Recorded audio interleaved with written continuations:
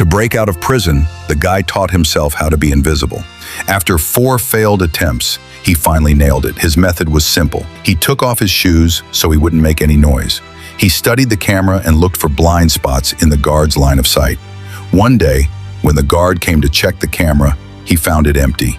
He opened the door and searched the room, but the guy was just hiding in a dark corner. The guard warned him not to mess around.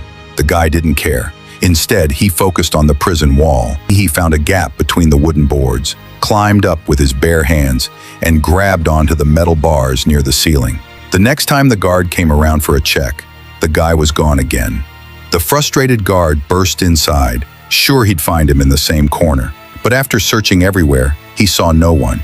Then he looked up. Sure enough, the guy was hanging above the door. The guard shouted and beat him with his baton, but the guy just smiled proudly. His invisibility technique was finally starting to work. To perfect it, striving for perfection, he stretched out his hands and slowly moved his palms until they disappeared from his own field of vision. He used the human eye's 100 field of view to figure out the blind spots and hid right there. The key was to quietly stay just behind the guard, just out of sight. That way, it was like he became invisible. Day after day, he practiced. Eventually, he became a master. Now, it was time to test the technique in action. When the guard came around for another check, all he found in the cell was a neatly folded clothes. He looked up and down, but couldn't spot the man. Actually, the guy was sneaking right behind him, copying every step and move.